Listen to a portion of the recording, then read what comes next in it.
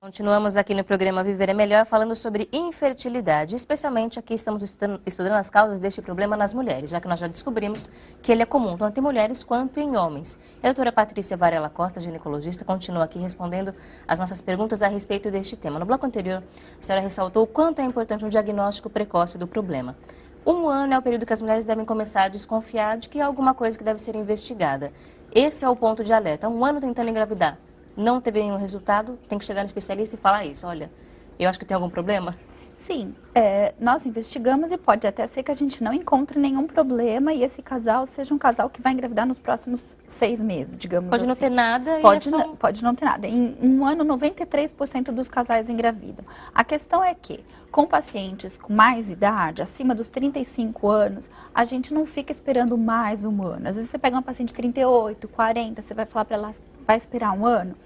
Então, o correto para essas pacientes acima de 35 é buscar uma avaliação quando completar 6 meses sem concepção. Até porque nessa idade a mulher já deve fazer um acompanhamento com um especialista e já falar antes, olha, quero tentar engravidar. Sim, muitas vezes elas fazem até o que a gente chama de pré-nupcial, né? Então, uma avaliação ginecológica de rotina completa, com coleta de citologia oncótica, que é o Papa Nicolau, com bom ultrassom, com exames de sangue, sorologias, para assegurar a saúde dessa mulher e que ela esteja preparada para uma gravidez. Vou aproveitar essa deixa, então, para fazer a pergunta de uma telespectadora. Silvia Mendes Leão, de Duque de Caxias, Rio de Janeiro, ligou para a gente. Ela tem 36 anos e quer saber se pode engravidar e se é considerada uma gravidez de risco. Claro que ela pode engravidar. Pode e deve.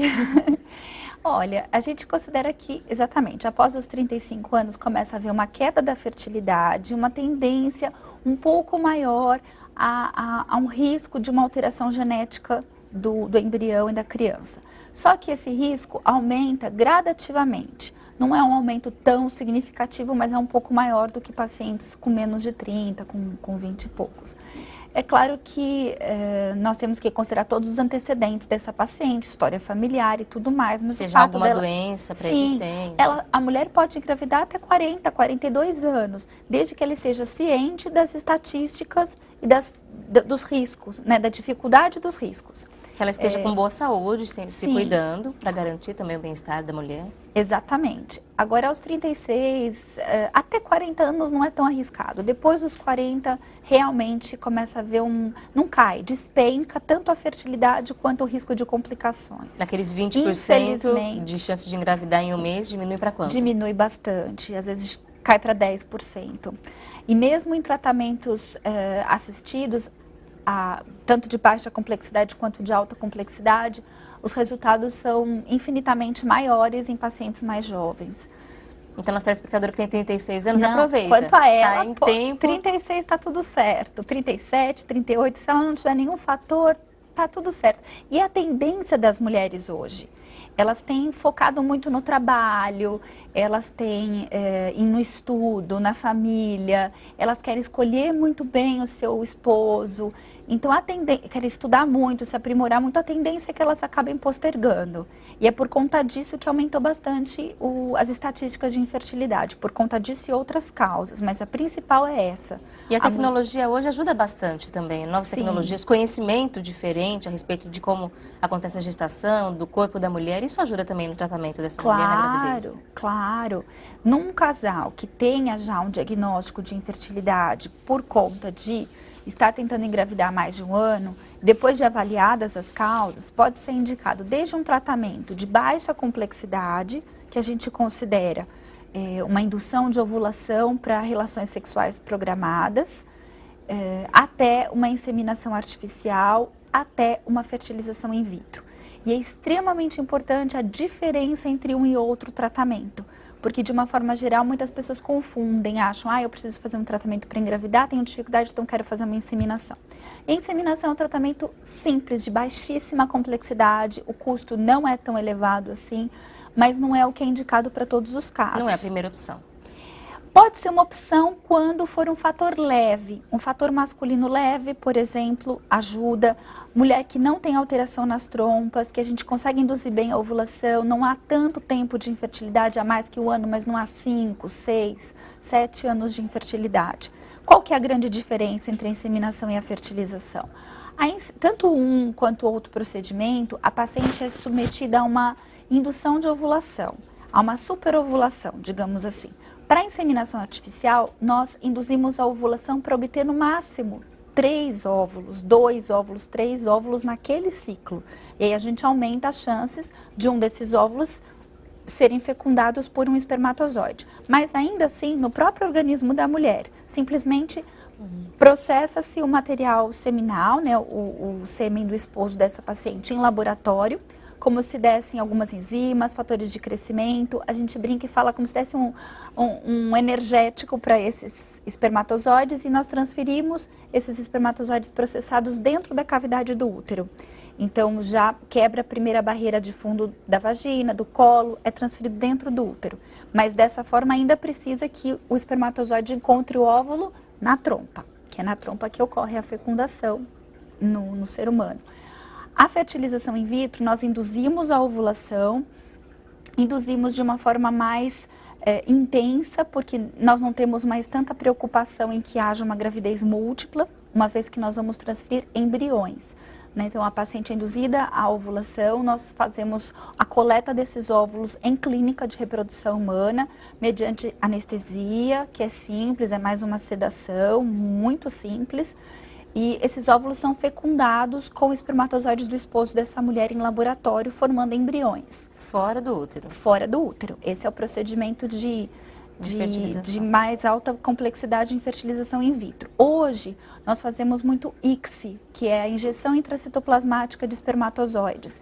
Nós injetamos esses espermatozoides dentro de cada óvulo. E em casos de fatores masculinos bastante intensos, dependendo da quantidade de espermatozoides, pode-se fazer o que nós chamamos de super ICSI, que é com uma ampliação maior ainda, nós conseguimos escolher o espermatozoide de melhor morfologia, de melhor característica, melhor potencial de formar um bom embrião e de poder implantar. Porque no fundo, a capacidade de implantação desse embrião, ele é consequência da qualidade dos 2 gametas, né, tanto do óvulo quanto do espermatozoide, aí a participação dos 2 e podendo usar uma técnica melhor ainda as chances de sucesso. E tudo que nós queremos é o sucesso, né? E estes são procedimentos que são indicados em situações mais específicas, em que não se consegue identificar ou que sejam originadas por doenças? Em situações que nós temos, por exemplo, fator tubário, fator nas trompas, que não pode ser corrigido, não se consegue corrigir por videolaparoscopia, não tem outra forma de obtermos uma gravidez senão através de fertilização in vitro, porque transfere-se o embrião para dentro do útero, não depende das trompas. Não precisa passar nas trompas. Exatamente. As duas situações de reversão de fertilidade, tanto através de laqueadura como de vasectomia, que porventura anos depois uma das partes se arrependa, acaba sendo a indicação. Outro fator é fator masculino grave, quando nós temos muito baixa contagem de espermatozoide, menos de 5 milhões de espermatozoides, com pouca motilidade, com morfologia comprometida, acaba sendo uma grande indicação para fertilização in vitro. Pacientes que já fizeram múltiplos tratamentos, já fizeram várias inseminações, acaba sendo a maior indicação. E principalmente quanto mais tempo de infertilidade, maior a tendência. Exatamente, e maior a idade da paciente, eu acho que a gente não pode perder tanto tempo nesse sentido. Tentando outros tratamentos. Sim. Porque nesse o sucesso é mais seguro. Mesmo assim nós não temos, infelizmente nós não alcançamos 100% de sucesso num tratamento, mas em bons centros de fertilização assistida, tanto aqui na capital quanto no interior, tem-se uma taxa de 40%, 50% de sucesso. E aí tomar bastante cuidado com a quantidade de embriões que se transfere, né? Tem até uma resolução recente do Conselho Regional de Medicina para se transferir menos embriões, para evitar a gestação múltipla.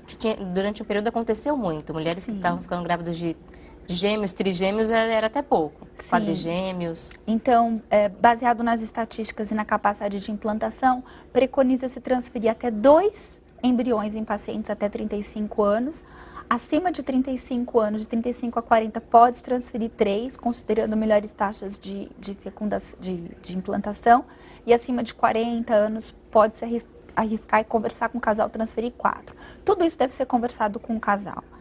E por fim, Camila, é importante considerar que pacientes que não têm função ovulatória mais, tanto por uma falência ovariana prematura, que a gente pode dizer que é uma menopausa precoce, ou porque ela já tem mais, sei lá, vou dar um exemplo, uma paciente de 43, 44 anos. É fato que o potencial de implantação é menor, é fato que o risco de ter um problema, de um abortamento espontâneo ou de uma alteração morfológica e cromossômica da criança é bastante alto, e a gente tem estatísticas para falar.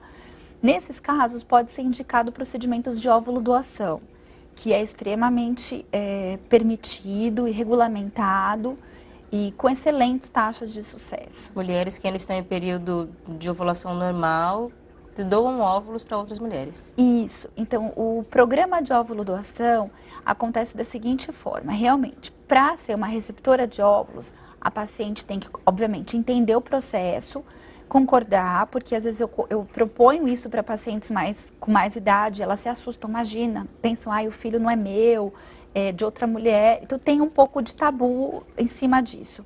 Mas a regra, pelo menos aqui no Brasil, é que a doação seja um gesto de altruísmo. A pessoa doa porque quer doar, porque quer ajudar um outro casal com um problema. Ela não pode receber por não isso. Pode ter nenhum caráter comercial, do tipo, estou recebendo, enfim, tem alguns serviços que fazem, mas estou recebendo medicação. Não pode, porque no fundo é um caráter comercial indireto. Então a doadora doa porque ela tem muitos óvulos e está precisando fazer o tratamento por outro motivo. E ela pode doar alguns óvulos e nós, dentro da clínica, selecionamos uma compatibilidade física, em semelhança, em tipagem sanguínea, asseguramos sorologias normais do casal, dos dois casais, e as taxas de sucesso são muito, muito grandes.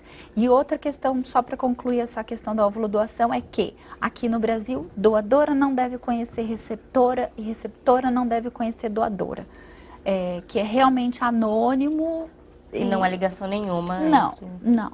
E assim, na prática funciona muito bem e consegue-se enfrentar uma grande barreira que ela não conseguiria através de uma indução com os seus próprios óvulos. Isso em situações de falência prematura ou situações de pacientes com mais idade. A gente está chegando no final da nossa conversa. Agradeço muito a doutora Patrícia pela presença aqui em nossos estúdios. Deixo espaço para suas considerações finais. Eu é que agradeço, um prazer estar aqui. O que eu posso dizer e deixar um recado que é o seguinte: a infertilidade, ela abala muito os casais. É um problema bastante sério que pode gerar realmente um comprometimento dos relacionamentos entre as pessoas da própria família, uma questão social, pode comprometer até o próprio casamento. O casal se sente fragilizado, se sente muitas vezes injustiçado e considera que aquilo é algo que abala demais a vida deles. Sabendo que existe tratamento, eles devem entender que eles não estão sozinhos, muito pelo contrário, que existem especialistas e que é possível considerar a infertilidade como um desafio. A infertilidade, que guarde-se isso, a infertilidade não é a incapacidade de engravidar, é a dificuldade de engravidar. Não quer dizer que ela seja impossibilitada, que o casal seja impossibilitado de engravidar. E essa esperança, essa certeza de que é possível enfrentar esse desafio é que a gente deixa como mensagem a você, amigo telespectador, amiga telespectadora que nos acompanha. Mais uma vez agradeço a doutora Patrícia Varela Costa, ginecologista. Volte sempre ao nosso programa. Eu é que agradeço, um prazer muito grande estar aqui. E agradeço a você também que está junto com a gente aqui na Boa Vontade TV. Nós dedicamos agora ao seu coração as palavras sempre fraternas do jornalista Paiva Neto.